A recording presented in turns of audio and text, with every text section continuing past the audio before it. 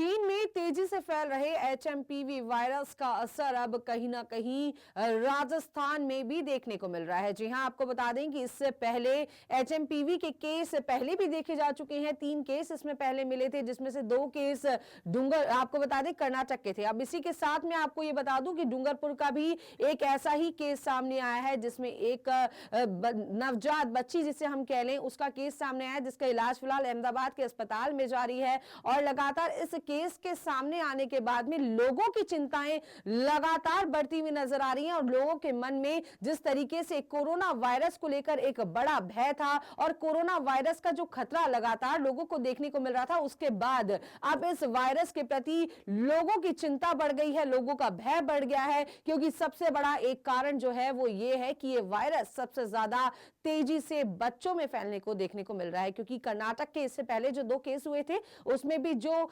नवजात बच्चे थे वो इससे संक्रमित हुए थे, वो बच्चे इससे बीमार हुए थे।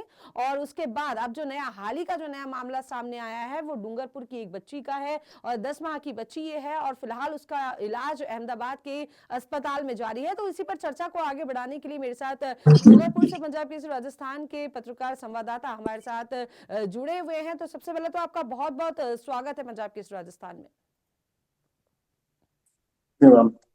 जी, क्या कुछ कहेंगे डूंगरपुर का ये जो मामला आया है, इसको लेकर क्या कुछ कहेंगे, क्या कुछ सिम्टम्स हैं? मैडम देखिए, जो बच्चे को खांसी बुखार के जो लक्षण थे वो दिखाई दे रहे थे। इसके बाद जो उसके माता पिता थे उन्होंने मोड़ासा हॉस्पिटल में उसको भर्ती करवाया। जी। जिसके बाद भी उसमें सुधार नहीं होने पर उन्होंने अहमदाबाद के अंदर जब भर्ती कराया तो जब उसकी टेस्टिंग की गई तब जी। इस चीनी वायरस के जो पुष्टि है वो हो पाई। फिलहाल बच्चे की हालत है वो ठीक बताई जा रही है, उसका इलाज जारी है। वहीं जो डूंगरपुर का स्वास्थ्य विभाग है उसमें हड़कंप मच चुका है। वहीं स्वास्थ्य विभाग जो रीचा गांव के जो रहने वाला जो बच्चा है, वहां पर स्वास्थ्य विभाग ने एक टीम भेजकर घर घर वो सैंपल कलेक्ट करवा रही है। जी मैम। जी, तो अब तक और कुछ भी बच्चों में ऐसे कोई और सिम्टम्स देखने को मिले हैं क्या? आपने वहां पे जो नॉर्मल जो अस्पताल हैं, जो सरकारी अस्पताल हैं, वहां पे आप लोगों ने कुछ आंकड़े जुटाने की कोशिश की है? वहां कोई बातचीत हुई हो कि इस तरीके की सिम्टम्स के कोई बच्चे आए हों अब तक? देखिए, इस तरह के सिम्टम्स जो सर्दी जुकाम वाले जो बच्चे हैं वो जो जिला अस्पताल है उसमें भी एडमिट है, जो निजी अस्पताल है उसमें भी एडमिट है। लेकिन अब ये पहला केस आने के बाद अब जो स्वास्थ्य विभाग है वो उस सैंपल को ले रहा है और उस सैंपल को भेज रहा है। इसके बाद ही कुछ कहा जा सकता है कि उस बच्चे में चीनी वायरस है या नहीं है। फिलहाल स्वास्थ्य विभाग कह रहा है कि इस तरह का कोई भी मामला नहीं आया है, लेकिन बुखार और जुकाम के लक्षण तो बच्चों में देखे जा रहे हैं। जी, तो लगातार इस संक्रमण से बचने के लिए जी। सरकार ने, प्रशासन ने क्या कुछ अपील अभी फिलहाल वहां के स्थानीय लोगों से करी है? क्या ये जो संक्रमण है ये बड़ों में भी तेजी से फैल रहा है या केवल बच्चों को ये अपने घेरे में ले रहा है? फिलहाल अभी तक जो जानकारी मिल पा रही है उसमें बच्चों को ही वो अपने घेरे में ले रहा है, और जो स्वास्थ्य विभाग है वो पूरी तरह अलर्ट मोड में हो चुका है। जो सीएमएचओ है उन्होंने एक टीम बनाकर जो रीचा गांव है वहां पर भेज दी है। वहीं दूसरी जो जहां पर भी ये शिकायतें मिल रही है कि बच्चों में बुखार खांसी है और लंबे समय से उनमें सुधार नहीं हो रहा है, जहां पे भी 2-3 दिन के बाद भी उनमें सुधार नहीं हो रहा है, तो ऐसे बच्चों को आइडेंटिफाई कराकर और उनके सैंपल लिए जा रहे हैं।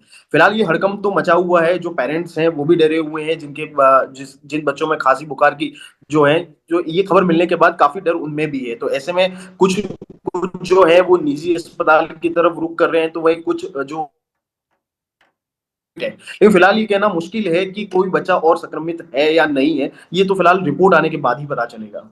जी, बहुत-बहुत शुक्रिया। फिलहाल देखिए जी। राजस्थान में जिस तरीके से लगातार ये संक्रमण फैल रहा है और अब तक जो है राजस्थान का अगर बात करें तो अब तक प्रदेश की 3 ऐसे मामले सामने आ चुके हैं और अलग-अलग जगह से मामले सामने आ रहे हैं। लेकिन सबसे बड़ी देखने वाली बात ये है कि संक्रमण का असर सबसे ज्यादा छोटे बच्चों पर देखने को मिल रहा है, नवजात बच्चों पर देखने को मिल रहा है और इसके चलते राजस्थान में काफी ज्यादा भय भी व्याप्त है। अब देखने वाली बात ये होगी कि चीन में जिस तरीके से वायरल फैल रहा है, ये जो वायरस फैल रहा है, इसका असर चीन के बाद अब राजस्थान में, भारत में किस तरीके से देखने को मिलेगा। और सबसे बड़ी बात, इससे बचाव के क्या कुछ समाधान हो सकते हैं, क्या कुछ अभी इस पर काम होगा, क्या इसके लिए कोई वैक्सीन आएगी या इस पर सरकार काम